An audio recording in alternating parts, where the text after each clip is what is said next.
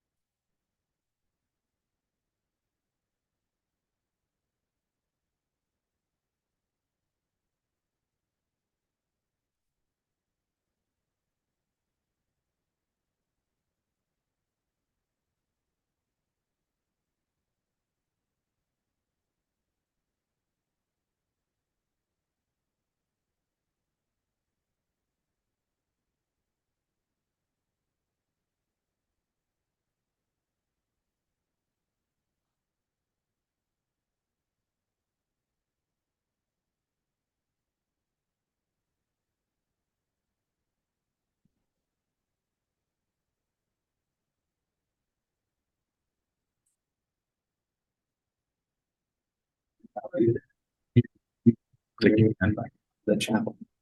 Oh, that's not due. The ride around Durham. Yeah, The rad ride happens every Thursday. but it starts at Duke Starts at Duke Chapel every Thursday. every Thursday at 6:30. I can hear Chris's account now. Okay, so Yeah, you'll be able to hear that. Chris, you can hear me, can't you?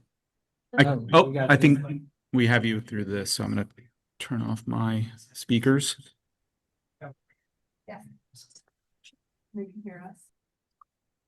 Yeah, I can hear you now. Some of y'all might be quieter than others, but those closest to Chris's computer I can hear. Or well, I could hear, but Chris has now muted himself.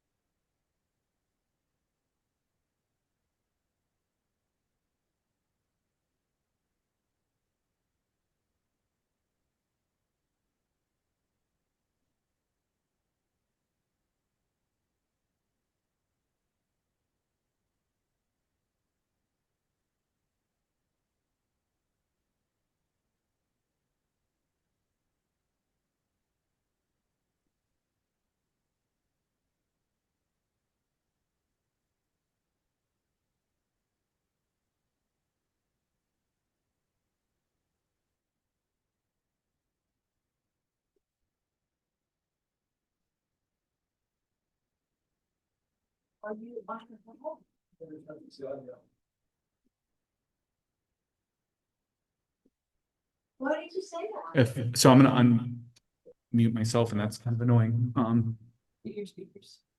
My speakers are off. No, he has to I talk have in to. order for them to hear us at all. So his mic has to be on. or Yeah. they just don't. Room mics, right? We can all hear each other in the room. Yeah, that's probably true. But I think this audio needs to be turned down so I don't get the echo. Is that better?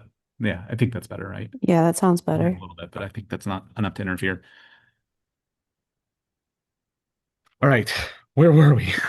We did roll call, introductions, excused absences. Mary Rose is out sick, but she's online. Trent's out. And do we have anybody else? Treve. Trey. Treve Excused did or not, excused? I don't remember. Treve did not send in an Unexcused? excuse. Or excused. Unexcused. Oh, gotcha. Okay. There's a Kayla Keel. Got Andrew. Pending. Andrew Oh, resigned. Andrew resigned. Oh, he's on. Okay. Which I guess that goes to the updates on new members and openings, maybe.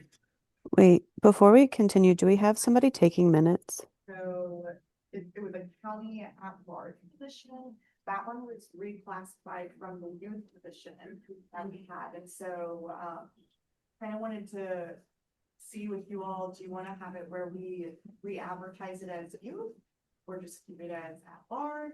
Or I can see with the county clerk's office if they're willing to kind of open it up to any age. See what kind of applicants we get, like that's his position. And then the other position that will soon be open is Ed's actually. So this is his last meeting with us. It's been on for 8 years, so yes, really sad, bittersweet. But until we do fill his role in his big shoes, then he's able to stay on kind of as an acting member. So, but we will have his position posted hopefully in the next month. But yeah, appreciate all of your work and commitment and everything on BPAC this past 8 years. Thanks. It's been a pleasure. Yeah, Really enjoyed working with you all. and you won't be a stranger. No, We're gonna keep coming to the stuff, so. Right. I didn't hear Wendy's name. Is she? I'm here. You are here. Okay. Thanks to you and the Board of Commissioners as well, for the appointment 8 years ago. Well, thank you for your incredible service on this board. And you know, you could go off for 1 year and then you can reapply.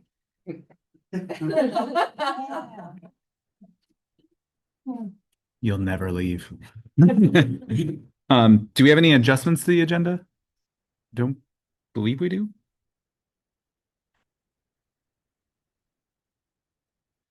All right, so now we have approval of minutes from April. Did everybody get a chance to review those, or is otherwise ready to vote? Can I get a motion to approve the minutes from April? Would they be approved? All right, Tony's moved motion to approve the minutes, seconded by John Lawler. So we all vote. The ayes have it. Motion carries.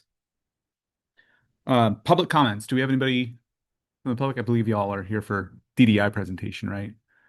So I don't think we have any members of the public. Is there anybody online? No. Well, I see there's one person online. Also, Carl is, or Councilmember Rist is participating. I guess is a member of public now too, right? So. He's the alternate. Oh, the alternate. Okay. Who just loves y'all so much that he's going to continue to participate. Exactly, right. I'm the alternate, so like. Oh, now we can't hear the public. Yeah. You can't hear me? They. Yeah. Somebody look for.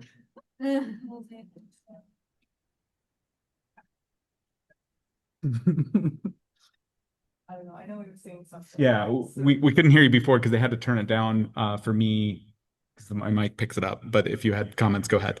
No, just say like I'm semi-official as the alternate, but yeah, can't get enough of BPAC, so I'm glad to be here and love being with you guys. Always happy to have you. And then I see Robert Kroom online. If you're a member of the public and wanted to speak, this is our public comment period. No, I don't want to speak today. I'm representing Durham Can. Oh, okay, great. Glad to have you. All right, so now we have our guest presentation, which is Downtown Blueprint from Downtown Durham Inc. We got Nicole Thompson and maybe Heather Wilson.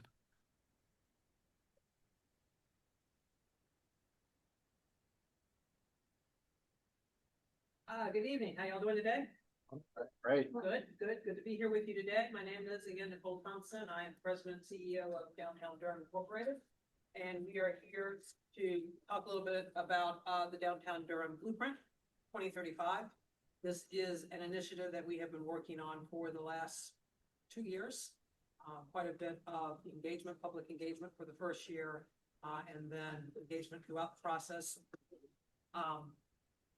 We started this back in probably early 20, my years right, or maybe early 23, late 22. Can't quite remember, where we worked with the International Downtown Association to come in and help us set the scope of this project. We were coming out of COVID.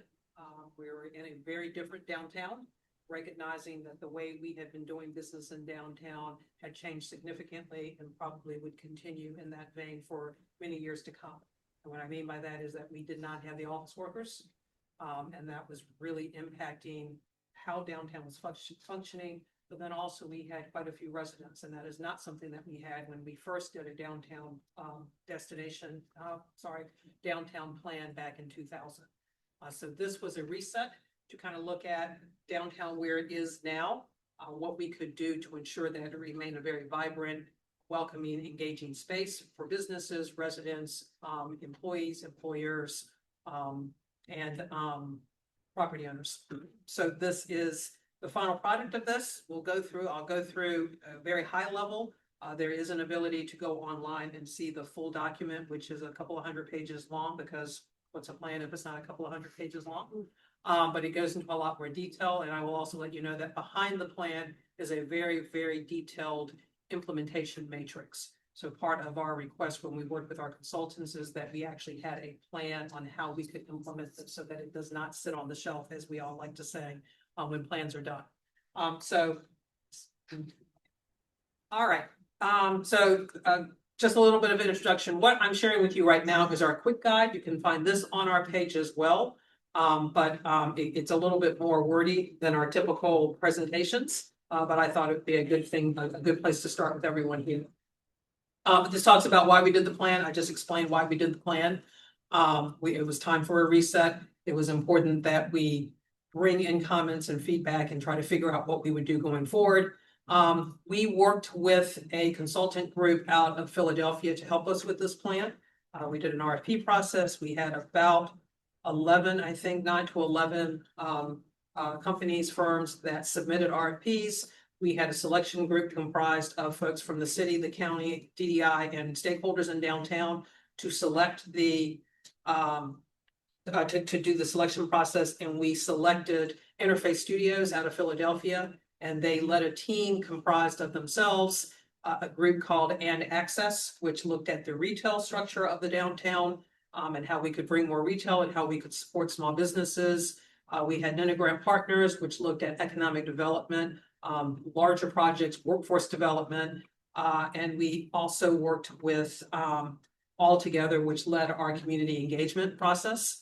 And then finally, locally, we worked with Black Space, here's Freelon and their group, around engagement, especially with the African American and the Latino community. At the bottom there, you'll see that we did any number of we started with a survey because, again, what's a plan unless you have a survey? So we were one of those numerous surveys that were out there right after COVID. We did a survey where we had over 2,200 responses. We also relied on survey results from Discover Durham. They were a year ahead of us doing the destination plan. A lot of their survey information touched on downtown or around downtown, so they were very open to sharing some of their responses. So that was fed into the plan. We did non-pop-up events across Durham, mostly in downtown, but not solely in downtown. We did go outside of downtown to places that we knew had large Latino communities, and Access had individuals that were bilingual, so that helped quite a bit. We went to an NCCU homecoming event or back to school. I think it was a back to school event to get input from NCCU students. We held a special event at Motorco called Black Voices of the Future panel, where we had individuals coming in to speak, and we gathered information from individuals about what they saw downtown looking like. And then as we came up with our 7 goals, we brought that back to the community in early 2025, and had an event on a snow day at Pickleback. We had over 300 people that attended. We did promise that we would have childcare, so I think that helped. And children had a lot of fun, but we also heard a lot from kids because we invited them. But it was a great event. But just to show you the depth of engagement that we did, not just at the beginning, but throughout the process. We also had a steering committee comprised of 12 individuals, Duke, UNC, city, county, property owners, and small businesses in the area. And also our board acted as a steering committee as well, the DDI executive committee and board. Pretty pictures. This just is a quick representation of some of the activations that we did. We think that we probably reached close to 3,000 people through all of this engagement. So we have 7 goals. There is a slide. I see that it's not here that lists the 7 goals. So we'll have to go through them one by one, and it'll be a surprise. Each one you'll be like, oh, here's a new one. So we're going to start with our first goal, which is rooted and ready. Again, all of this was driven by the comments that we heard from the participation through the engagement. And that all that information was then taken and condensed into 7 overarching goals. These goals came out of a strategic, a scope of work that was looking at what the opportunities for growth in Durham were. I could certainly share what that scope of work was, but this is the product of that. So rooted and ready is very much around keep Durham Durham. And I will back up and say that all of these are based on 3 fundamental things. That downtown Durham needs to remain welcoming and engaging and open and diverse. That we need to ensure that it remains safe. And we also need to make sure that we keep Durham Durham. So those were the foundational things that this plan is built on. Keeping Durham Durham is very much tied to this, rooted and ready. And this is around the authenticity that is so important to downtown. The authenticity in the building, the authenticity, the acceptance and the realization and the support and the uplifting of our culture and our heritage in downtown, and how best we can do that. Under this goal, we are looking at ways that we highlight and uplift those communities. So our first strategy under here is Celebrate Parish. And it is looking at how we make Parish Street a destination, something that is recognized. It was in our past a very important part of our history. It has lost that importance. It is still there. People know it, but there's really not much to see, to feel when you come to the area. So how can we, using the property and using the businesses that are along Parish Street and bookend with the city and county property at either end and the library, how do we start making that a destination and making it an important part of downtown's growth?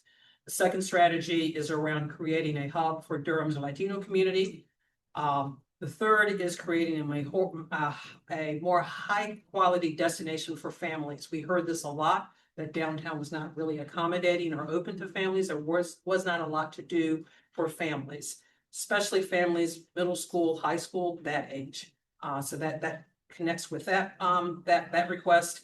How do we bring in more art into the public realm? Whether that be statues, murals, but ways to engage the local art community and have them tell the story of why the heritage and the history and the culture of Durham is so important. And then finally, how do we, in order to make things, to bring in more events and festivals, how do we streamline that process and to ensure that we can continue to have robust events by local people, but also how we can ensure that the events that come in have an easier time to bring those events and ensure that those events are activated in the downtown area. We can take questions at the end, probably would be best. Excellent. Open for business. Yay. Here's our goal number 2. This is very much around how do we support our small businesses. As we all know, what makes downtown so uniquely different from many other downtowns is the number of locally owned small businesses that we have in the downtown area. Their desire to share their craft and their art and their creativity through their food, through their craft cocktails, through the spaces that they have created in downtown. So this gets very much to how do we ensure that we continue to support and uplift those businesses. It also harkens back to Goal 1, Rooted and Ready, because they too carry the culture and the heritage that is so important to downtown. Within this strategy, we have under this goal, we have 7 strategies. It is looking at how do we ensure that we create programs that support public safety in the downtown area, looking at how do we preserve affordable space for ground floor small businesses. We have heard that rents in the downtown area are getting more and more expensive. So how can we find ways that we can hold rents at a level that continues to encourage locally owned small businesses? Looking at parking and loading management. These are around the curb management of our downtown. As we know, with restaurants and food and beverage establishments, they have delivery trucks. So how, as we grow those in the downtown, do we accommodate those in our streets, very tight streets, in order to ensure that our businesses can get their supplies, but then we're also keeping traffic moving. Third is TA support for our downtown retailers and restaurants, ensuring that we're hearing the things that they need and bringing those resources to them so that they can continue to grow. I lost track. Number 5 is permitting. So as small businesses that are coming into the downtown area, how do we streamline that process when they need to get signage, when they need to do upfit within their building, if they would like to do a parklet in front, the things that would help them grow so that they are not wasting time and money and energy working through the planning process, but that those can go through very quickly so that we can get them open so that they can be making money and contributing to the downtown area.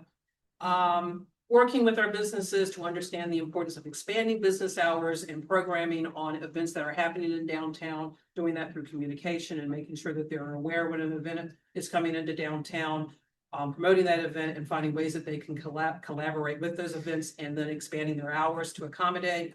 And then finally, addressing gaps and needs for increased variety of businesses through strategic tenant recruitment. That's just a lot of words saying, looking at how do we bring retail into downtown.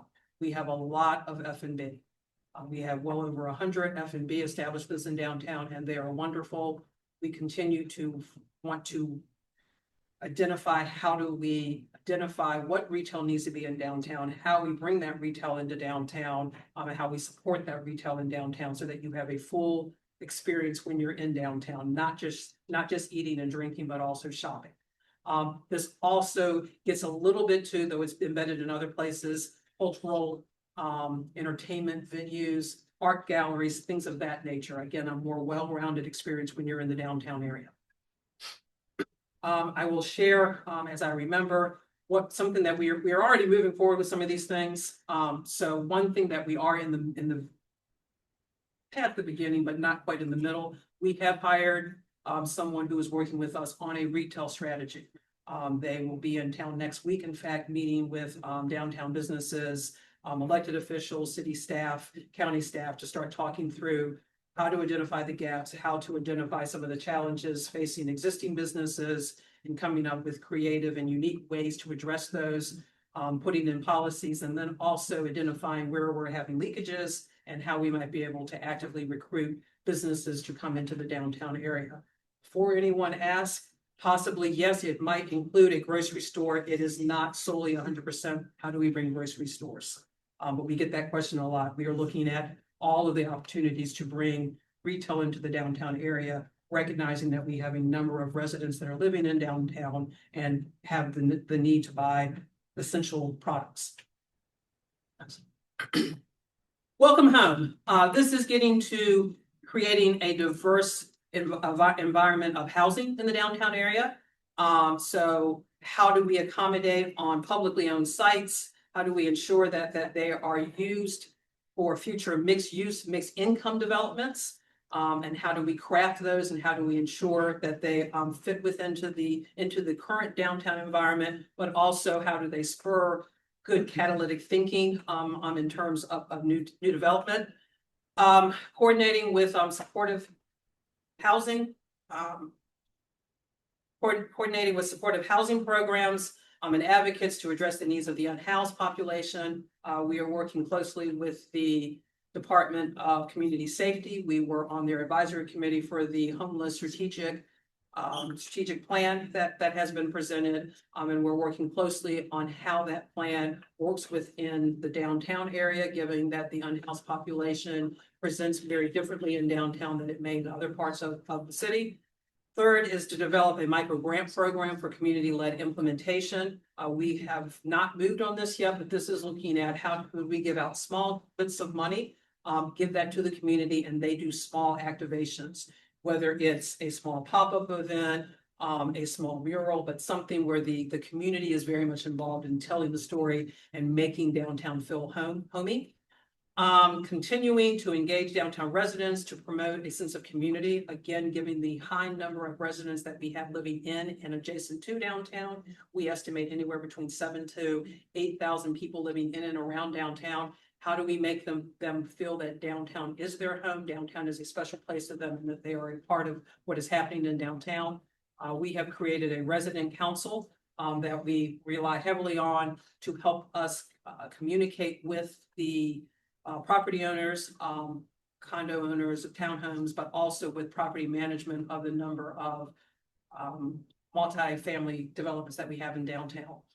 And number 5, clear expectations for how key development sites should be designed. And this is getting, as property becomes available, being a part of that conversation so that we don't have the one-offs that may not fit nicely into what we have in downtown, but how do we accommodate and try to encourage that they are seamless within the continued growth of downtown.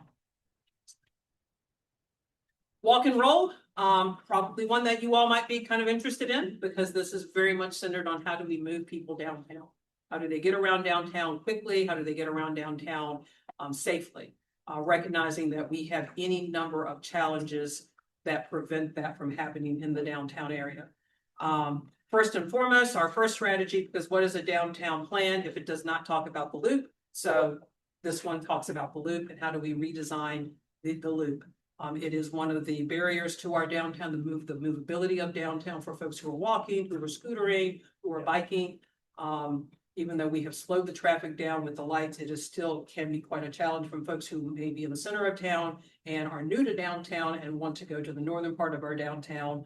That could be a challenge. We know it is a significant challenge connecting downtown Paris Street to the library. That is a challenge. Yep. So how can we work with the city? How can we work with NCDOT to redesign the loop? This moves nicely within the planning that the city is doing to two-way Roxborough and Mangum.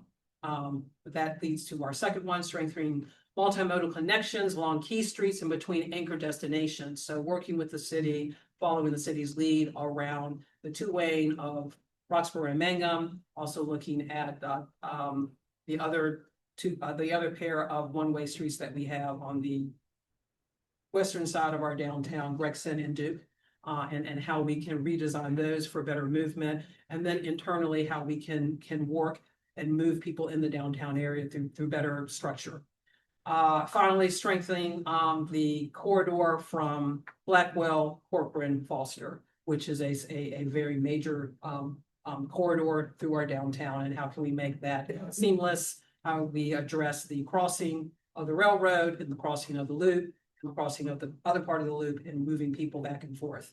We are working closely with the city on this, following their lead on this, and very supportive of all the work that the transportation department is doing around a number of these key intersections and key major thoroughfares. Common Grounds is very much supported and looking at our green spaces in downtown. We heard from many people that we needed to protect the green spaces and we needed more green spaces in downtown. People did not want downtown to become a downtown full of concrete and a lack of trees. So this is focused on how we improve connections between our open spaces. We do have some, how do we ensure that people can move about them and know where they are and treat them as the asset that they are. But then also, how do we upgrade some of our existing downtown alleys, downtown areas, most importantly, CCB Plaza, and the redesign of the Convention Center Plaza, two well-known pieces in the downtown area that need a little bit of love. Also working to identify the uniqueness of our alleys. We have any number of alleys, and I would add here paper streets. And how do we move forward and use them as very creative ways to get in and around downtown. We see what Alley 26 has been able to do with just a little bit of their alley. How do we take that and do that throughout downtown? A project that we are working on, we were successful in receiving $25,000 from the Duke Foundation, Duke Energy Foundation, and we are focusing on the redesign and creative activation of the alley that leads from the Church Street parking garage to Main Street there by the Daily Bar, the Daily Beer Bar. We were looking at 3, but we were going to use that funding and try to leverage that funding and focus and use that as a pilot, and then hopefully address the other 2 alleys that are along Main Street and many other alleys that we have in the downtown area. And then finally, how do we provide more shade in downtown? Beautiful places in downtown, but if there are no trees, it gets pretty hot.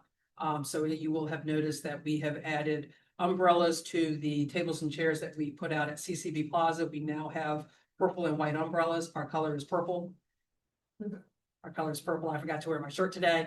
And then we have also added orange umbrellas at Civic City Plaza. We dropped tables and chairs there to support the work that Discover Durham was doing through the creation of the Duplex collaboration, and we had added tables and chairs and orange umbrellas. Downtown Works is getting very much about how do we ensure that downtown remains an economic job center. It is great that we have wonderful things that are happening in the downtown around residential, but we also know that it is important that we keep this as a job center. And how do we do that given the change in office work? So this is looking at how we re-tenant existing office space. What does that look like? How do we explore? How do we identify what we do with existing office space? How do we preserve our older, funkier downtown buildings? Everyone says they love the architecture, the uniqueness of our downtown buildings. So how do we work so that they don't get torn down, that they are reused? That has been quite a success of ours going back 10, 15 years. How do we continue that?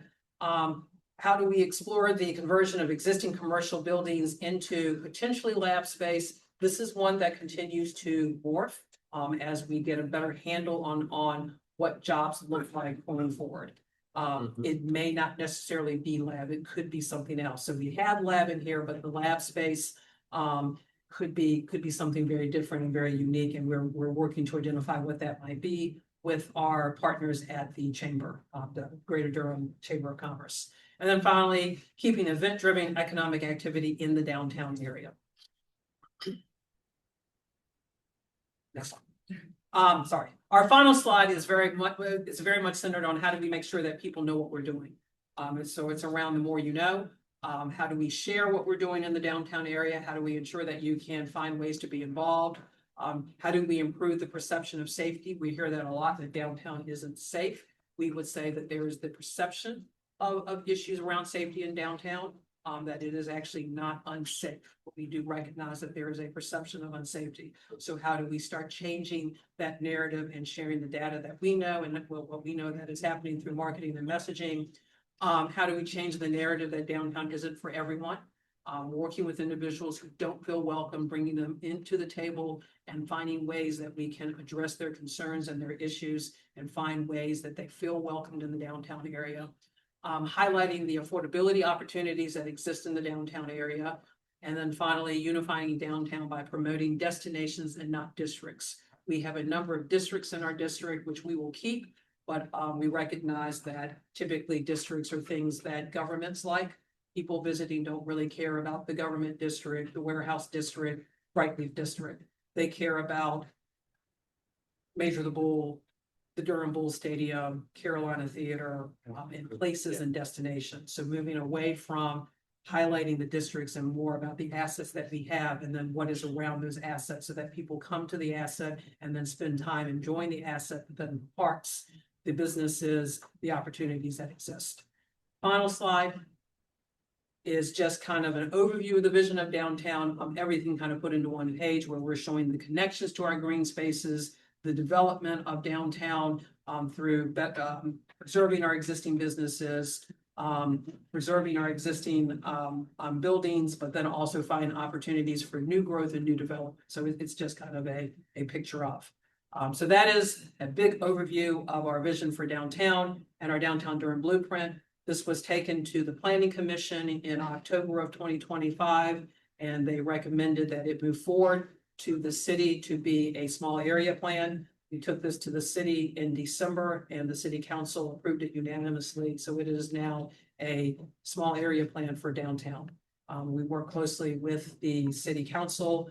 We have presented to the county commission, and they have done a resolution of support for this plan. And we are moving forward now with working with city staff and county staff on ways that we can move this forward and how this works closely with the numerous plans that they also have.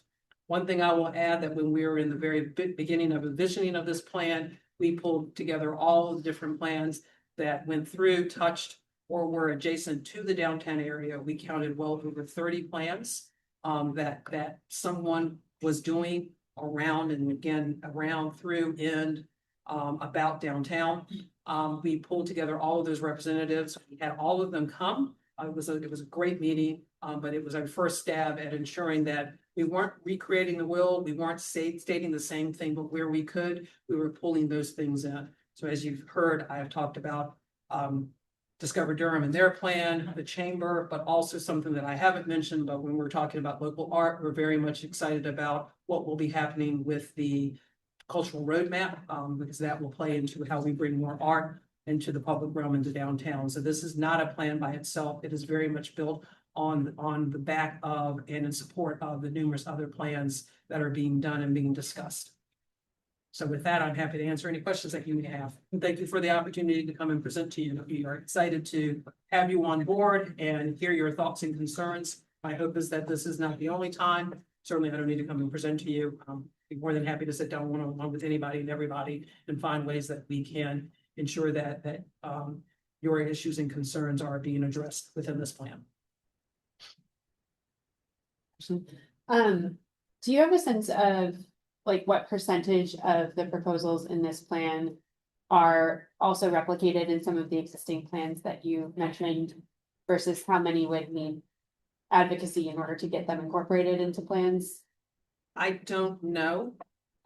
There are a good number where, for instance, we talk about addressing the major thoroughfare, Corcoran, Blackwell, Corcoran, Foster.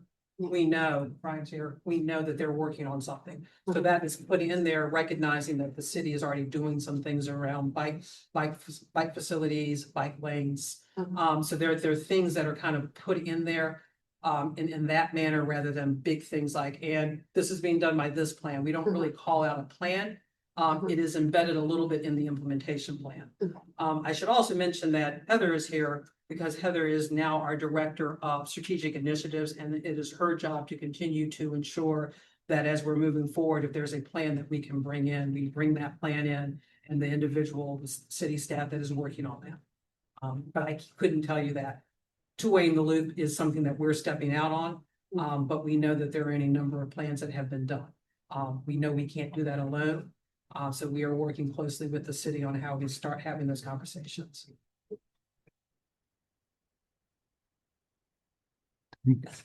So when you talk about, so I work at a large university, but I don't work at Duke University. When you talk about office space downtown and possibility of using it for labs, of course, makes me think of Duke, and I know they've had a lot to do with the growth in downtown over the years. How in touch with them about this are you? I mean, there's if they're like my university, we're starting to see a move back to wanting staff people to work in the office. So that would lead, if Duke is a large occupant of space downtown, that would, if they do that as well, that would have a big effect. Then labs, it's probably a good choice from the sense that you you don't let your lab people work from home if you can possibly avoid it because labs are so expensive, right? So you want them and all there all the time. And so I think that kind of space would be high occupancy. There's a little bit of a countervailing trend in terms of research employment at universities because of federal cuts, but that's actually not cut as deeply as we thought of when a year ago. So I wondered how much was Duke part of this plan when it comes to office space and laboratory usage downtown. Duke, well, they met with, number of representatives from Duke. They met with, Scott Seelig before he retired. They met with, Stephanie Williams with the Office of Community Affairs. Right. They met with Adam Klein when he came in as, Vice President of Economic Development. But we also met with, many representatives from NCCU. A little bit of a contact with the new chancellor, but conversations with the chief of staff at the time, whose name fails me at the moment. And then we are doing follow-up with the new administration under the new chancellor, Chancellor Dixon, and presenting this plan to them. Both Duke and NCCU were sponsors of this. So the plan cost $300,000. We got the bulk of that from funding through the Business Improvement District. But the city and we were able to raise some additional funding, and Duke and NCCU were part of that additional raise. So they were involved and committed. They also were on our steering committee. So they were aware of what was happening throughout the process when we continue to communicate with them. The talk about office is not just the university, that we're trying to broaden that and really identify what makes sense for downtown Durham. And how that we can actively go out and recruit them, working with our partners who own property that are looking to fill them with office space or office tenants. Have you had discussions with Durham Public Schools regarding the DSA site? Because that could be a significant site. We had preliminary conversations. Our consultants met with them. It is just outside of the district. Right. But it is adjacent enough that we have had conversations. We are aware of ongoing conversations. It is not called out in the plan as such. It is embedded in public spaces that could be used for mixed use, mixed income developments. So we've had some conversations.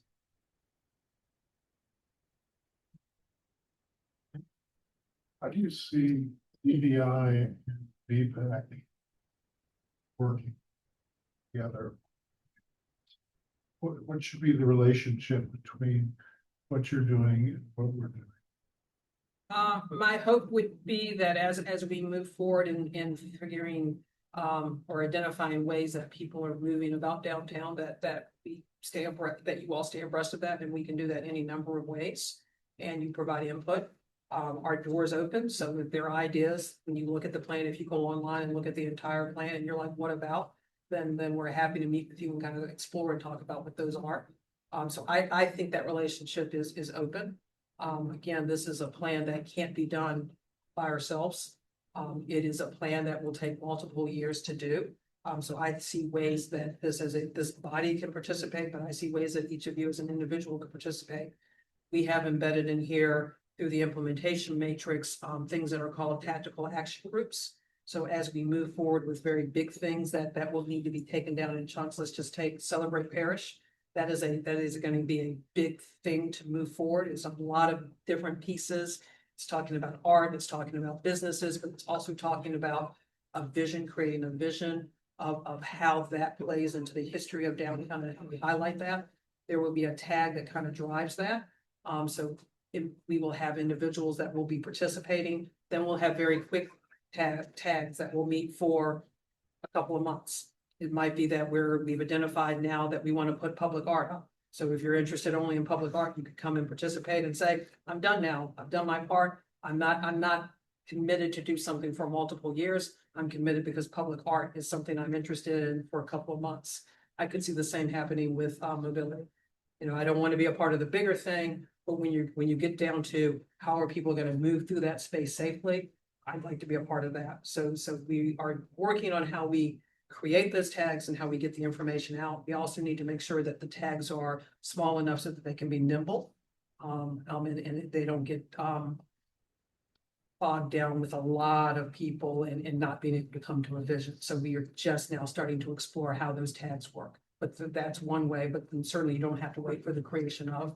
Anyone here can step forward and say, you know, we want to talk to you about this particular thing, and we will come and sit and talk with you about a particular thing that might be of interest to this organization. Be that, I'm sorry for a minute there. To what extent has consideration been given to, or have you been engaging regarding accessibility for people with disabilities, like in terms of working with the transportation department to make intersections accessible, to make public art accessible through technologies to people who are visiting downtown, making use of downtown, spending money downtown, but who might not be able to find the bull or particular murals without there being some sort of technology drawing them to it, alerting them to it. Is that on the radar? To what extent? That needs to be on our radar, and that would be a wonderful way to work with this body to ensure that as we bring those things forward, that there is someone helping us, making sure that we don't overlook that community. So I would say that that would be very helpful to have that ability to work with the city and the city helping us and pointing us to those resources and being able to implement them as we can. See, you have to stay up forever. Motion that Ed's not allowed to leave. Yes, I'm surprised that for walk and roll, is that what it's called? That there aren't more strategies that are more comprehensive. You know, I would think that there'd be something about building a network for biking and e-bikes and bike share programs and things like that, or that something about improving safety, meeting Vision Zero goals for walk and roll. I mean, it just seems like these are very tactical, redesign the loop and so on. And I mean, there are other tactical things like getting connection between the Durham rail trail and the tobacco trail. You know, there are certain things that, if we're looking at very tactical things, I mean, I think some of these things are super important and for downtown and for the city. So I'm just not trying to be critical, but it just seemed like the list of strategies for walk and roll seemed a little bit thin to me. And I don't know whether, if this is baked and everything, then is baked, but it just seems like I think it needs to be aiming a little higher, because there are things I think, downtown needs and we should be pushing for that really aren't covered in this list. So our implementation matrix goes into a lot more detail. This is very high. It is very basic, what I presented to you, but within the implementation, we do get into the more granular things. It very much calls out who is going to take the lead. So while we are implementing, we have called out a lot within walk and roll transportation. We have met a couple of times with Brian about how we can implement the things that they're doing. So yeah, I would say, please don't take those 4 or 5 things as the only thing we're doing. Walk and roll is embedded in other parts. We call that out as a major goal, but we are conscious of how we move people in the downtown area, and it pops up in other places. Right. So that implementation plan, which is not public because it is very much a working document, and we don't want people to be like, you said you were going to do. It is something that Heather is working on. We are just now starting to figure out how we implement this in small bites. We are a staff of 7. So we have to be very careful that we don't take off a lot. We have to show some quick wins. So we are very thankful that we have partners like Brian who are helping us and want to meet with us and want to be kept abreast so that they can feed and say, well, we're doing this thing and this is how it fits in with your blueprint. And that is extremely helpful because we could miss those things. So the beauty of this is, again, bringing everyone together at the very beginning so that they knew what we were doing and they knew we weren't trying to do this in secret and be like, oh, we're doing it and it's all DDI. This cannot happen. It cannot work. unless we have the city and the county and our stakeholders involved. So for the city to step forward, for the county to step forward and say, hey, we're doing this thing, and don't you have something in your blueprint? It's probably in the blueprint because the plan itself is written in a way that it is able to take on other things to build up downtown. It is also written in a way that, God forbid, we have another instance where downtown shuts down. We can quickly say that gets put on the back burner, but we're still moving parts of the blueprint forward. So it is embedded in our implementation plan. I'm more than happy to bring a hard copy and let you look at it, but you will not ever see that public. No, thank you. That's super helpful. And it's not related to BPAC, but I'm surprised there's not a call for like expanding or, a new convention center. So that is a place where, that is a Discover Durham initiative, because they are the Tourism and Visitors Bureau. So we were very aware that they were doing that, and we've been in a support role behind them. But that's a place where we had a conversation with Discover Durham and now with Durham Next. And there are a number of projects where they will lead and we will come in behind because it is in downtown. But understanding how we can support each other in our overall mission, but that is very much driven heads and bids, and that is where Discover Durham plays. Thank you. Is there a geographic boundary that you're working within? How are you defining downtown for purposes of your work? It is the business improvement district boundary, and that boundary is roughly from 147 north to the old ballpark, and then East Campus to Golden Belt. And it has bumped out in certain places, but that is the bulk of what we're looking at. There is some consideration just south of the ball of 147. There is some consideration of places just adjacent. But again, because the bulk of the work that we can do will be paid using business improvement dollars, we focused on that district because that money has to be spent in the district. It cannot be spent outside of that district. All right, I think we actually probably have to start wrapping up. So we'll do one more. One thing I do want to get in before we have to wrap up is if folks have questions or comments or want to get in touch with you, whether it's BPAC or members of the public about the plan, what's the best way for them to engage with DDI? So they can reach out to me. Again, my name is Heather Wilson. I'm the director of the initiative at DDI. My email is heather@downtowndurham.com. Okay, great, thank you. And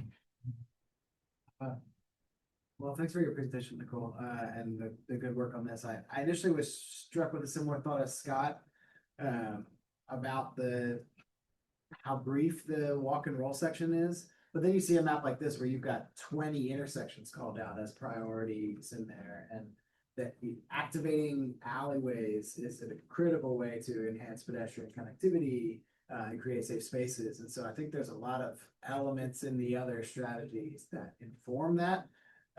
You all certainly took a big bite of the apple with the two strategies you called out in your implementation plan to take over the loop and to talk to Norfolk Southern.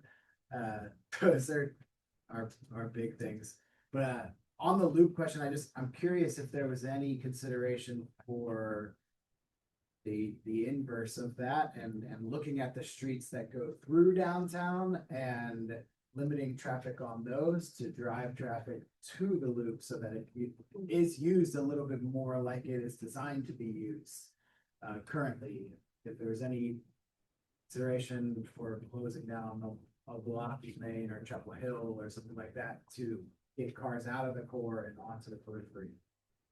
No, that's not to say that we would not. We're just now starting to explore what the redesign, and it is not, we have not said a two-lane, it is a redesign. Okay. So how best the redesign of the loop ensures that people can move throughout downtown, with a focus on how people can cross. So if they park one place, they can move. We're a very walkable downtown.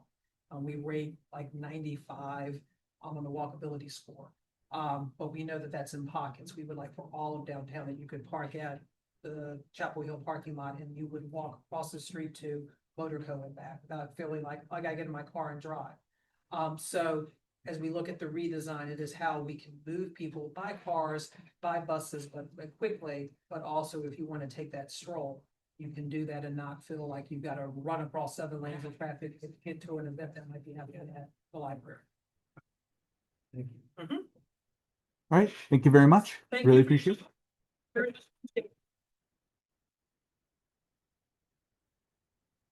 All right, next we're going to move on to new business.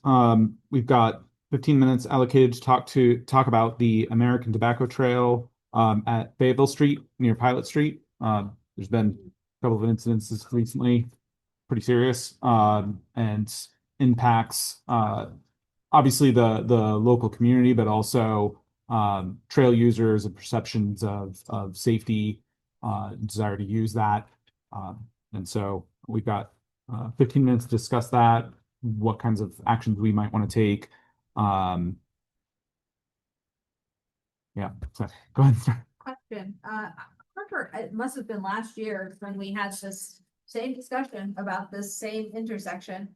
I remember that Mary Rose was talking about potentially reporting to the EPA with open fires, just due to the issues kind of going with that. We're in a different time, so I don't know how much tooth the EPA has at this moment, if any, but kind of just wanted to throw that out there just because we had this conversation a year ago and it feels like everyone got cleared out and then 2 more murders later, we're back kind of right where we were. Could you give us a little background of what the events are? Yeah, so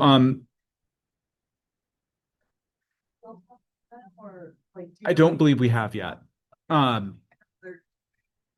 Yeah. So what for those that don't know, and a little upsetting, so just prepare for that. There was a stabbing and a shooting that were directly adjacent to that within, I believe it was like 2 months. It was pretty quickly.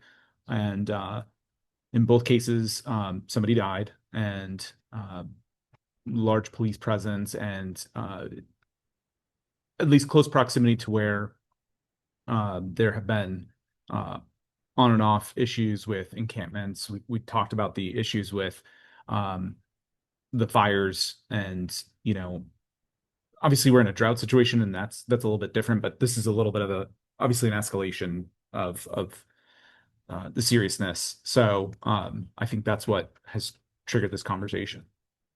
There have also been public exposure incidents in that area. And I think all of this sort of feeds into the perception of that portion of the trail being unsafe. Yep. So I'm wondering about, like, one strategy might be to call the EPA, but there's a broader root cause that seems like Hart is probably well placed to address it. I'm curious if anyone knows what broader initiatives are maybe already underway from the city to address the encampment issue. Does anyone know? It's a great question for our Just clear city liaison. Sorry, I'm just getting the tail end of the question, like just about safety on. Safety on the American Tobacco Trail, given some of the murders that have happened. But it's been suggested people have been cleared out of that area, and that hasn't solved the issues, the safety issues, and then the negative perception of that part of the trail. So I'm wondering if there's some broader initiative to address some of the needs of members of our community who live on that portion of the trail. Because clearing them out doesn't solve the issue either. Yeah, I can speak to it for a couple of minutes if it's helpful. So I think first of all, it's understanding what the policy is and then what the plan is going forward. The current policy is that the city has attempted to be very flexible over time about clearing encampments. Understanding that we have a lot of unhoused neighbors who don't have a place to go. You move them from one place, then they will likely set up someplace else, and that doesn't really help anybody. There are extreme cases where the city has moved. I think we have something like over 120 encampments, open encampments currently across Durham. I think in the last year, I've been told there's been about 3 that have been cleared. 1 because there was a murder, and 2 because there was other forms of highly unsafe behavior. But as you've heard, there's a lot of like tension on this issue, and different interests sort of at play.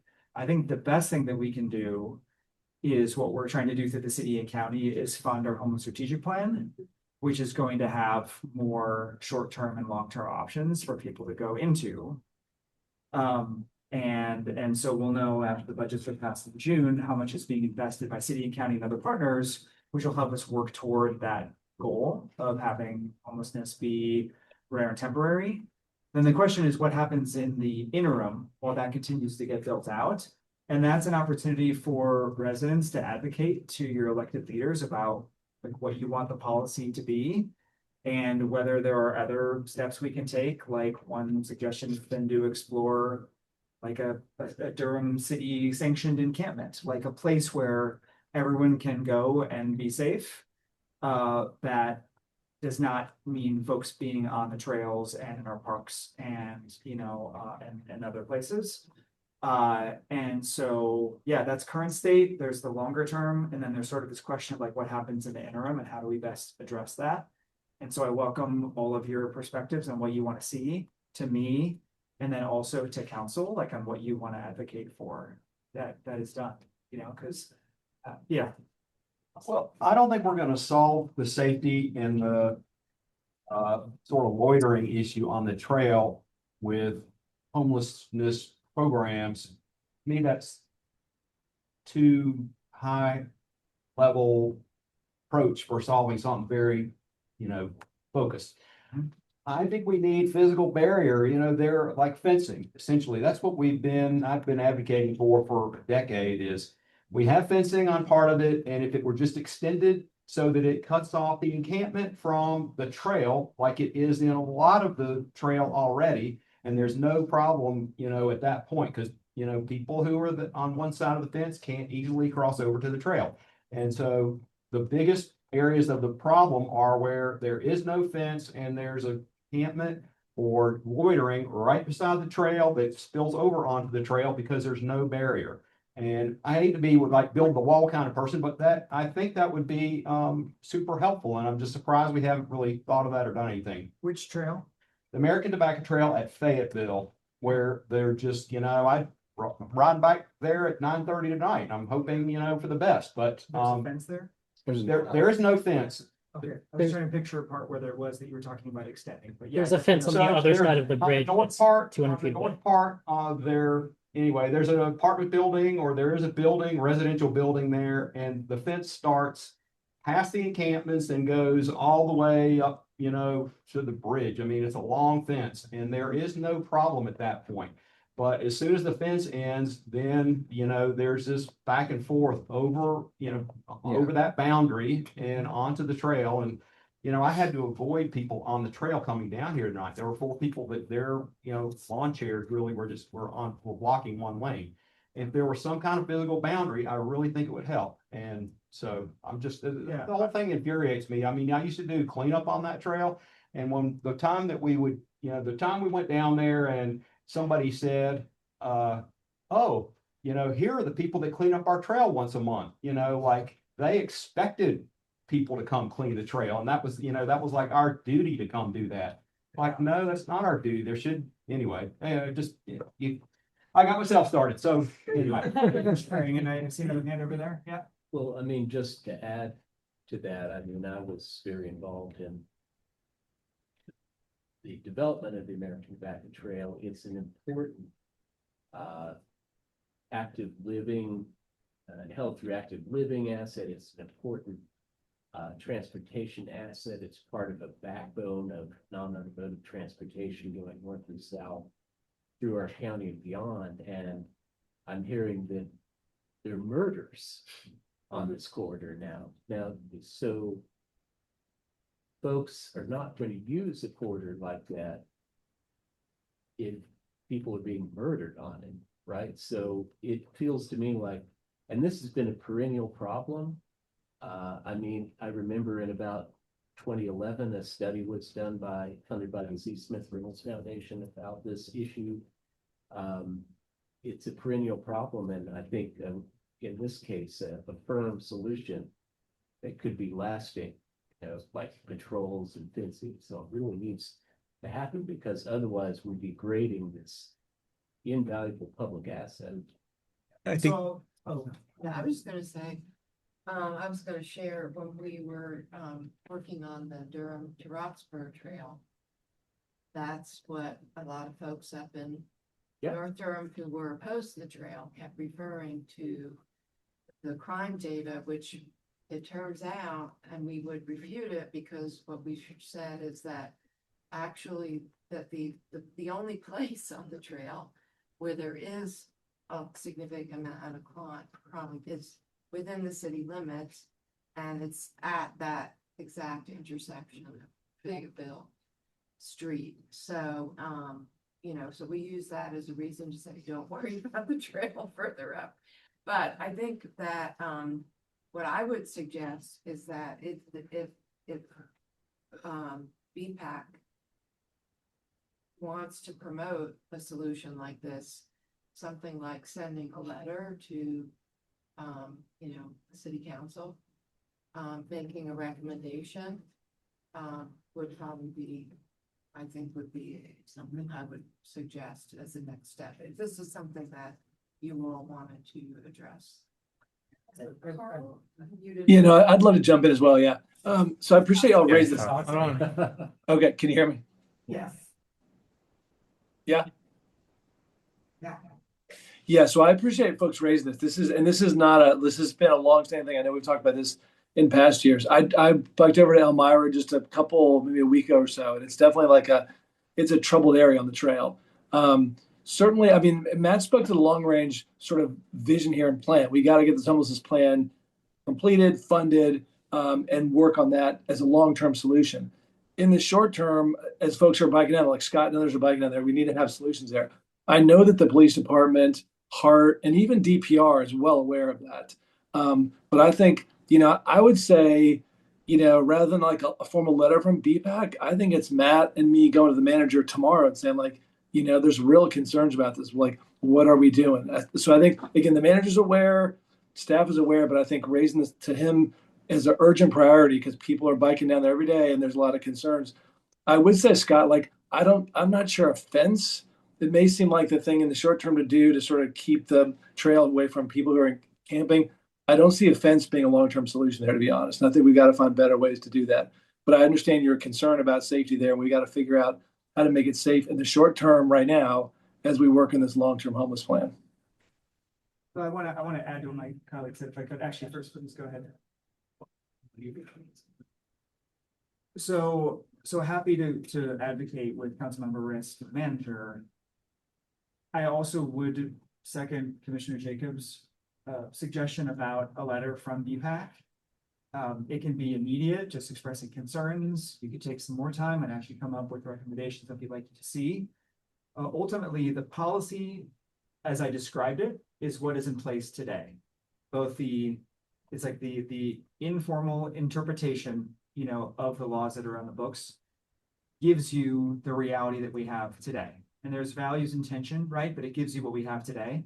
To change that policy requires at least 4 members of the council to shift it. And so while we can make a suggestion to the manager, he's not going to shift policy unless he has a majority of the council that says that he and his staff need to take a different approach, or undertake new ideas. So I don't know if that's fair, Councilmember Rist, but I think both can be the approach we take.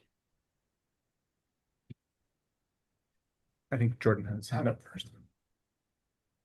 I would caution us as a commission from getting too prescriptive about the solution. And rather we find a way to prompt our very capable staff to find solutions.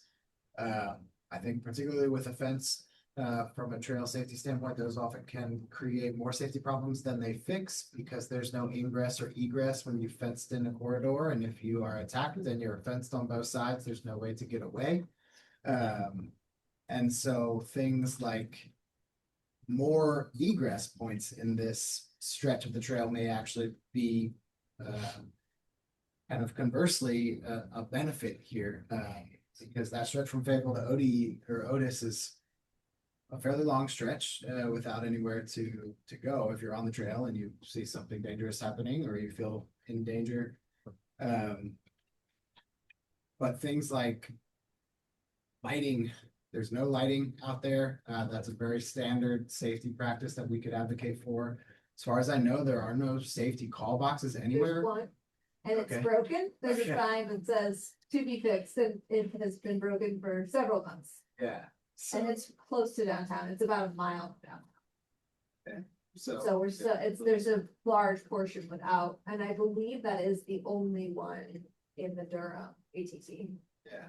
at all. So advocating for more of those perhaps.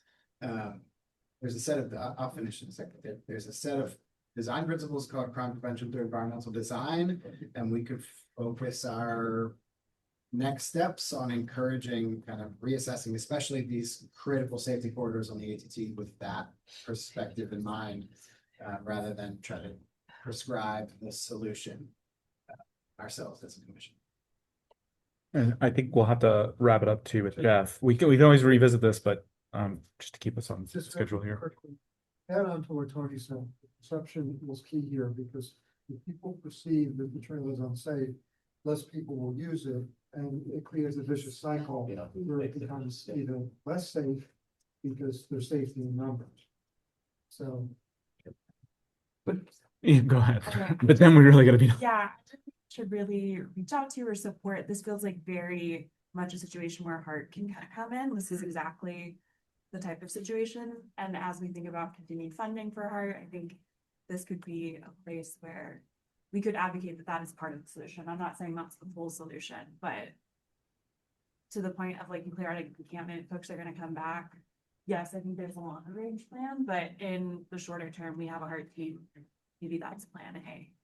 And I think what we'll have to probably leave it with today is folks thinking about do we want to do a letter now talking about what we've discussed, and if anybody is willing to take that on.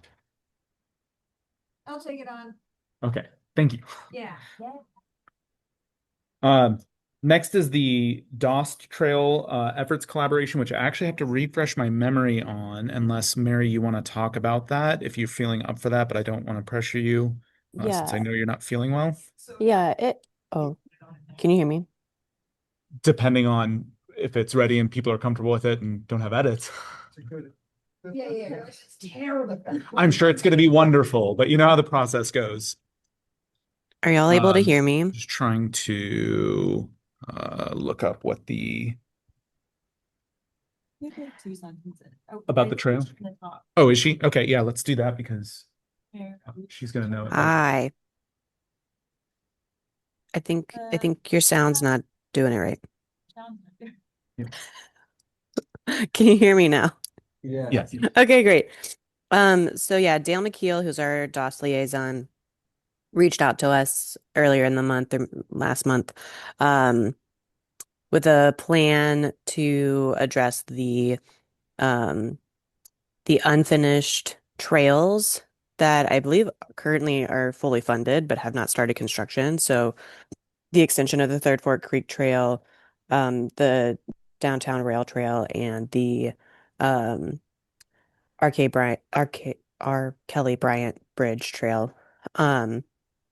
And to sort of try to address those, they started a working group, and Jordan is going to be our representative for the working group, and Scott's going to be our backup. So right now there's not anything else that we need to be doing, but I did leave it open to them if they find that there's something else we should be participating with, like writing a letter or something more active, to just let us know. And that was it.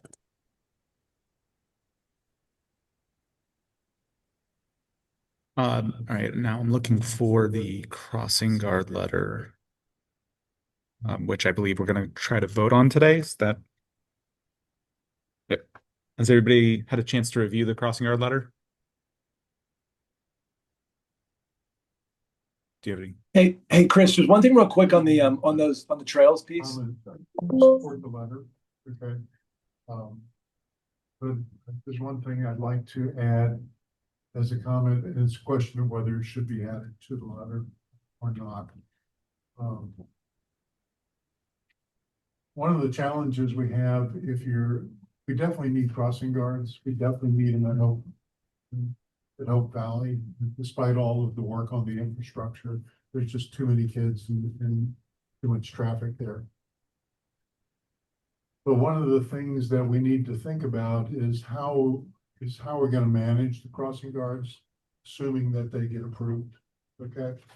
I have a concern that I don't think city is set up very well in any of the departments to manage that program. And so if you have a crossing guard who doesn't show up one day, how would they know if somebody's in charge from the transportation department? If they're habitually late to work, or if they're leaving early, how are they going to know? Okay. On the other hand, if someone is being rude to minorities in that role, how is the city going to know what's going on? And if somebody's doing an exceptionally great job in that role, how is anyone going to be recognized for that through organizing a different city? DPS has a program to manage how kids go safely to school, called Safe Routes to School. Okay. There's one person at every school who knows exactly what's going on, and that's the principal. My mom was principal at Sewell Elementary in Chapel Hill for many years until she retired. And they're like gods. They know everything. They're in contact with kids, parents, and teachers every day. So if something's happening with the crossing guards that they don't know about, they're going to, you just need to have somebody to report it to. And it's unlikely that they are going to report it to an organization outside of DPS. It's just not going to happen. The communication is not that good. Okay. But within DPS, they have Safe Routes to Schools under Kristen Brookshire. And this really needs to be managed by Kristen. She already manages the training programs that Mike Durham put on. So let me stop you there real quick. Kristen Brookshire's actually left DPS. So they've had some turnover. I believe I've got that correct. But yeah. Okay. Then I assume that she will be replaced. Presumably. Okay. I do want to throw out a thought though, which is, the focus of our letter here. I agree with your points, right? I think that's really important that we have some ability to ensure we're getting what the contract is for in terms of crossing guards. I just want to throw out the thought process, and I think we can kind of feel this out what people think. This is like the first step of supporting the funding, and I think that a second step of doing something different outside of the usual one call or hoping that parents report issues to principals would sort of be in addition to just supporting the funding today with this letter. So I throw out the thought, I'm not saying this is the way we should go, but throw out the thought that I think those concerns are great and we need to keep an eye on it and make sure that we're getting what we need out of this. But for the purposes of this letter, just keeping it to supporting the funding and making sure that we even get crossing guards in the first place. I'd be curious to hear what they're doing today to evaluate what they're getting out of the contract. Because as I understand it, there was a pilot contract to figure out if this could fill the gap, right? With what we were doing through the police department, if I recall correctly, where they were hiring them directly. They're going through a third-party contract. Yes, I'm actually managing that contract. And basically, yeah, we're pulling out pilot to see how to go more funding for it. We've kind of pulled funding from bits and pieces to fund it. But it's through a company, All City Management, and they manage the crossing guards and kind of with technology, recruitment, training, all of that stuff. But right now we have crossing guards in 5 or 7 locations, and as of June, we no longer will have any money for it. These locations were identified with the Safe Routes to School program based on need, based on just like the existing conditions, speed, and built environment, and the amount of students who are walking. the bus service, all of these different pieces. So it was very, very like strategic with how these locations were determined. And we have seen there being a high success rate for having them.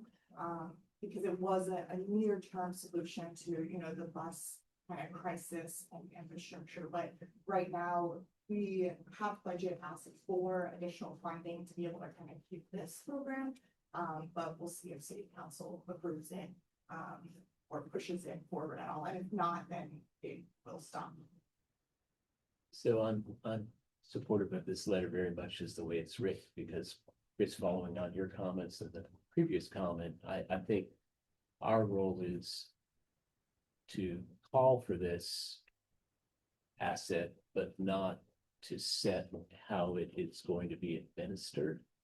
That seems like a staff function to me, or perhaps if it got to that level, the school board. But I think this letter is well done in the sense of calling for a safety asset that we feel is needed. But I think it's beyond our portfolio to talk about how we think it should be specifically administered. Down the road, we come to learn that it's not being administered in a way that's effective, or it's causing, not living up to what it's supposed to be. We may have an opportunity for a follow-up letter. Yeah, I think we definitely need to stay in touch with the public and public school system and make sure that this is working. And if it's not, advocate for adjustments for sure. Good. Anybody else? Can I get a motion to approve the letter? I'll move your approve the letter. Right. I Wait. second. Right. So motion by Jeff, seconded by Nathan. All in favor? Aye. Motion carries. So next we've got the 2026 guiding principles update. Has everybody had a chance to review that? Any comments, questions? Good to go? I have a comment. Great job. Yeah. Seconded. Very good job. Thanks everyone for your input on it. I'll move that we adopt the guiding principles as presented. Second. All right. So we've got motion by Ed and seconded by Tony. All those in favor? Aye. Any against? I didn't ask that last time. There wasn't any. Motion carries. Committee and liaison reports. So first we've got our government liaisons. So Wendy, Commissioner Jacobs. We are in our budget process right now. We had our first budget work session today, and I don't know how closely people have been paying attention, but this is a very difficult budget year. I would say basically we have virtually less than we have about $1 million new revenue in our budget between property tax and sales tax. It's pretty unprecedented. So we, the county manager, basically asked all of our departments to cut their budgets, an average of about 2%. Through that process, we were able to come up with about $6.2 million. We had $55 million in new budget requests we have 32 departments in Durham County government, and then we have Durham Public Schools, which receives at this point 37% of our budget is for education. So it's very difficult to challenge the funding needs of Durham Public Schools with our own. But you know, I really have to commend our staff for really making a lot of sacrifices, because in this budget, the manager is proposing, on top of the 6.2 million that staff came up with, a 2-cent tax increase, which gives us about $17 million. 1 cent of tax is about $8.5 million, basically, in revenue. the schools asked for about $11 million just for their continuation budget. So again, those are things like increased costs for benefits, how to meet what the state is doing in terms of salary, projected salary increases for certified and classified staff, things like that.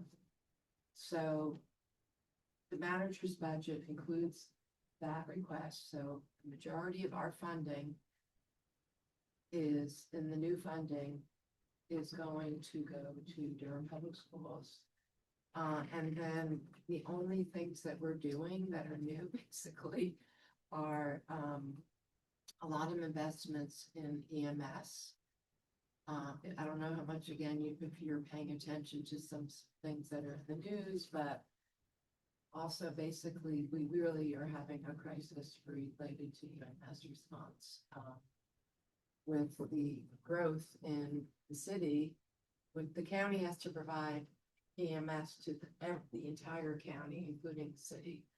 And honestly, we haven't done a good job of really taking that into consideration when we're assessing increasing development and making sure that we're assessing that cost, because the average response time now is 14 minutes. And actually, this was on our agenda today. We saw data today that shows, see if I can pull it up. I think I took a screenshot. Can I jump in on that point while you look for it? Yes, go I ahead. thought when the EMS director had said that the average time is 9 minutes, but the average time in East Durham, Southeast Durham, other parts of kind of fast growing areas is 14 minutes.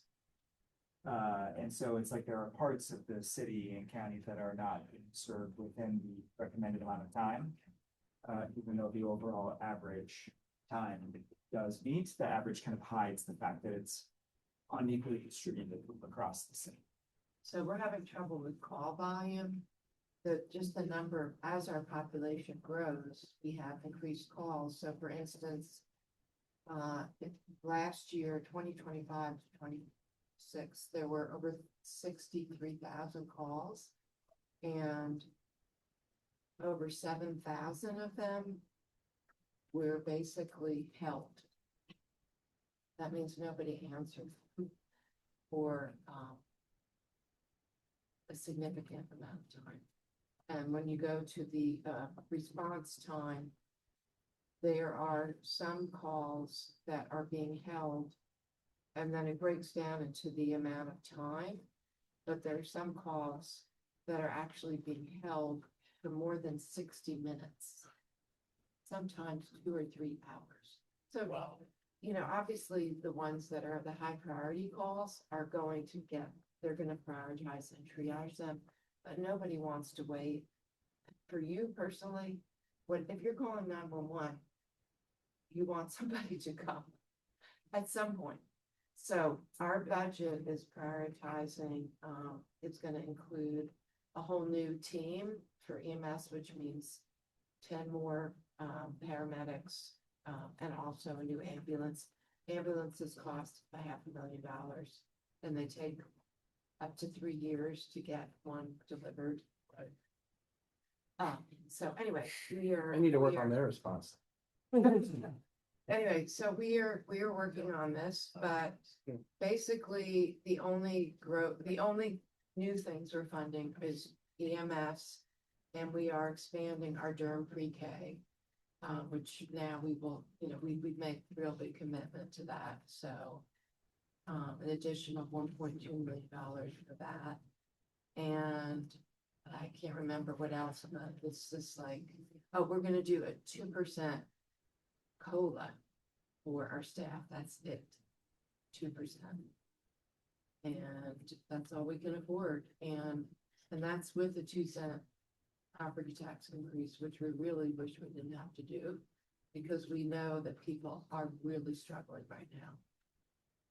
People are struggling with food, energy costs, fuel, inflation, housing, you name it.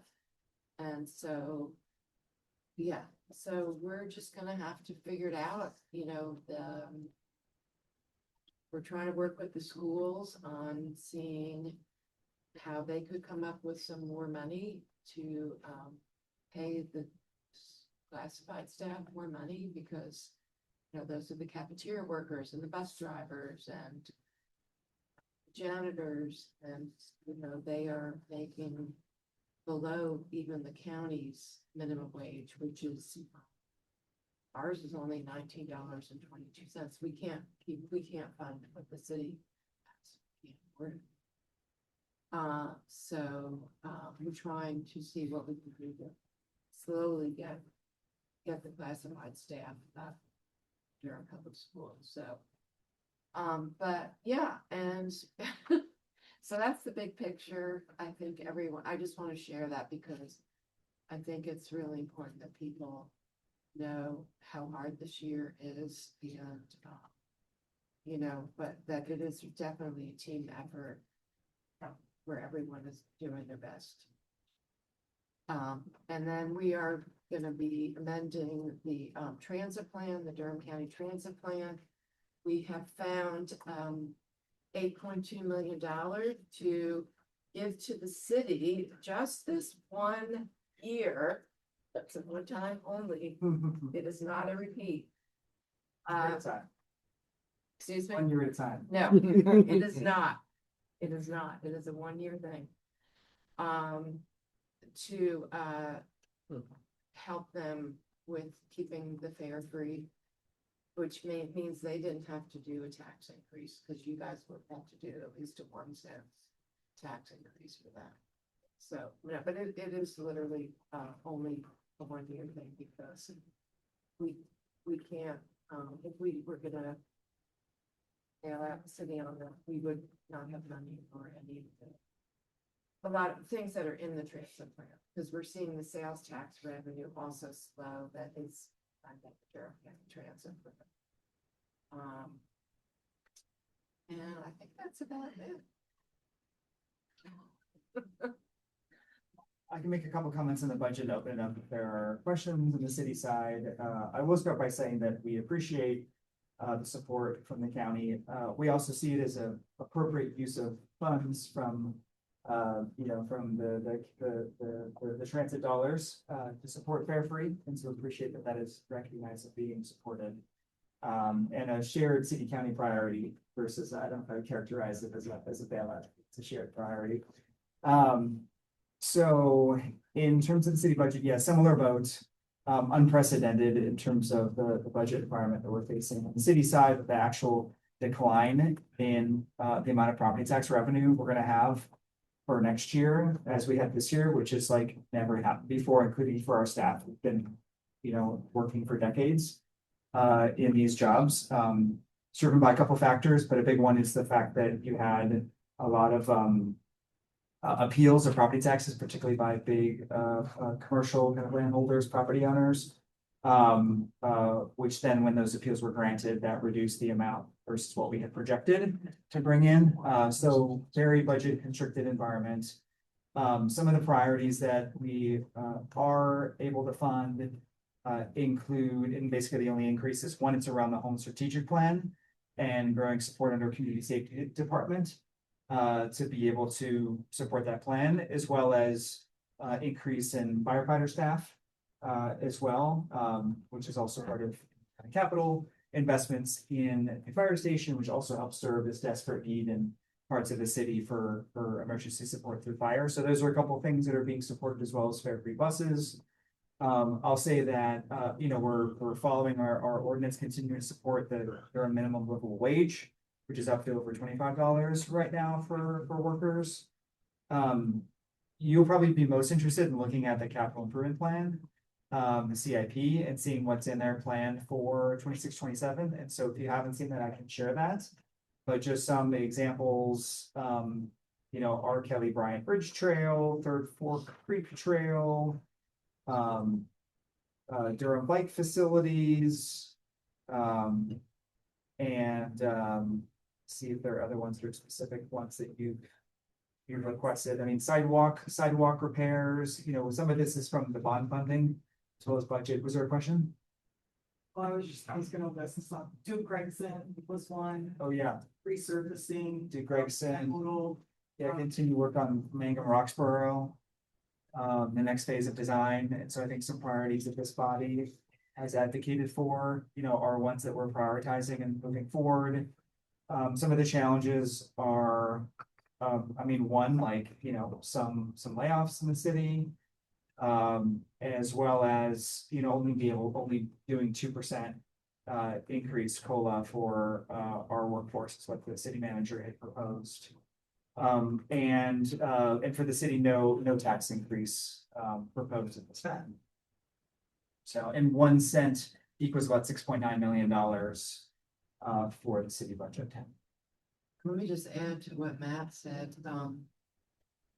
Reason, so we were very generous with the amount of time we gave people for appeals. Actually, we're gonna make sure that next year we have the appeals end when we're starting our budget process. We gave people a lot of time to make appeals because we just did this revow. And, a lot of people were not happy with the market rate increase of property and things like that. So we wanted to give people a lot of time. And so people, the last 2 weeks, the last weekend that the calendar was open, we had an additional 2,000 appeals come in over a weekend. And we had record appeals, 10,000 appeals. And so there were a lot of residential and then also commercial, but the commercial make up the bulk of the actual monetary value of that. And just to share there's a difference, and the appeal process is based on state statutes. It's not based on our decision making. But basically for commercial property, so that means apartments that rent out, rental housing, also office space, and also commercial properties. They are able to, there are 3 different ways that they can substantiate their value, and one of them includes their revenue.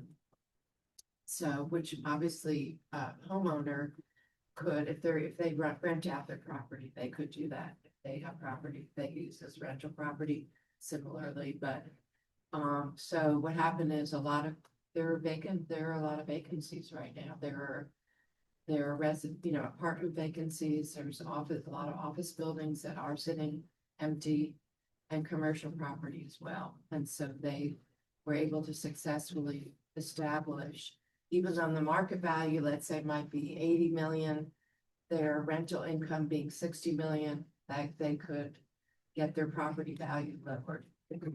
And so that's what really got us on that. Yeah, for sure. Just one other point that's budget related, but I know it matters to y'all and to us too, is like one message we've heard is about project delivery. Because it's one thing to put something in a CIP and another thing to make sure it gets done. So that doesn't end up getting more expensive over time, making it harder to deliver. And so we appreciate advocacy on that, which brings greater staff focus to making sure we're delivering the things that are listed as highest priority first. And so keep up the advocacy on that point as well. And I have asked for staff to come back to us with sort of more information, sort of trying to diagnose in certain cases of why we've seen such delays on projects to help us figure out ways to avoid that. Sure, obviously some costs are just going up because they're going up. We think there are also just sort of process related reasons why projects are delayed, and that just ends up costing us a lot more money in the long run too. So I want to flag one other issue because it's very timely. The General Assembly is, as we speak, moving forward a constitutional amendment that would limit the ability of counties and thereby also cities to have control over property tax levies. And this would be really devastating for us because, I'd like, for example, what I just said, we need to raise property taxes so we can fund our schools. And, you know, increase our EMS service. So, just so that's on your radar. And if it does end up being up for a vote, we do not want to vote for that because it's gonna sound great. You know, limit property taxes, but the trend since I've been an elected official for 14 years has been basically more and more responsibility being put on local government and less funding from state or federal government. And that's why property taxes are going up. And that's why we're having such a hard time at the county level because we've provided in less than 10 years, our county funding for Durham Public Schools has increased over $100 million. Because we're trying to pick up the slack for what the state isn't doing. And then we're also paying debt service. The majority of the county's debt service is for Durham Public Schools. So we're also carrying the debt for repairs and, you know, new construction. Again, so it's not a mystery of why we're having these struggles because we're actually fortunate. The city we're lucky. Durham is we still have positive revenues and we're growing. We are fortunate compared to other communities. It's just that we've reached an unsustainable point with what the state and federal government are doing. Just a quick question. How long is the anticipated extension of their free transit gonna run? So I'd say that from a budgetary standpoint, right now, 1 year, but there's strong support on the council. I think unanimous support to do everything we can to extend it in perpetuity. From a budget standpoint, we have the money at this point to do it for 1 year, and then we'll have to evaluate what that looks like for the ensuing years. Thank you. Any other questions on those reports? All right, so committee reports, did everybody get a chance to review those? You want to review them? So we've got community engagement, April meeting minutes. Can I get a motion to, I assume we're doing that now, right? Like we do the approvals for that. Motion to approve. All right, so Jeff's motion to approve. Can I get a second? Katie's seconded. Everybody in favor? Anybody not? Motion carries unanimously. DevRev, there are no minutes to approve. So we've got planning and policy, approval of May meeting minutes. Can I get a motion to approve those? Right. Second. So we've got Hannah and I'm sorry, Maggie. Did not have enough coffee. And Tony seconded. All those in favor? Any against? Motion carries unanimously. Who moved and seconded community engagement? That was Jeff and Katie. Sorry, going too fast. And then we also have summaries for the other liaisons. Did everybody get a chance to review those? Any questions, comments about those? I don't think we vote on that though, right? That's just updates. I'll just comment on the BRT liaison update. I shared through email because I didn't get the summary and or inclusion into the summary. So that information is there. I shared the link to the DRT project website in public outreach phase, and everyone's encouraged to check it out. There's a survey. They're seeking commentary and feedback on the proposed DRT routing and prioritization. That's that. Okay, thank you. Next we've got announcements and updates. Does anybody have anything? I do. Yep. Just thank you to everyone who filled out the questionnaire survey about your experience with onboarding. We had 8 responses, so that's a little less than half of the current commission. So if you haven't filled it out, if you wouldn't mind just taking a couple of minutes to share your experience with us, that would be very helpful as we look to design a refreshed onboarding process. And mea culpa, I'm one of the ones who missed that. I have not done it yet. Any other announcements? Um, I have one. Scott, you want to go first? You had your hand up first. Real quickly, tomorrow night, Ride of Silence, 5:30 at the Bowl. Nathan? I lost it. It doesn't matter. Don't worry about it. All right, communication priorities. I don't think we have any. Oh, yes. Maggie doing So that we did share them. Oh, yes. I don't remember if anybody's emailed that. Oh, yeah, I think, were you on the email thread for that? I think so. Yeah, some post. Yeah, I'm on our. She said, so I guess for anyone who doesn't know, so Chris, Mary and myself, we met with the city's communications team on Friday and we did a little video how we did around Durham. And there's only 2 minutes. She caught a ton of pieces and it's good. But they were posting it on social media, but I asked if they were able to have it where we can put it on our website, and so she's gonna upload it to YouTube, and then we can link it to our website, so. It doesn't like talk about golf that much, but it's still kind of cool, and it featured your dog, and your cargo bike. And Mary Rose and I did have our BPAC shirts on. Yeah. Though you both did much better at the talking part than I did.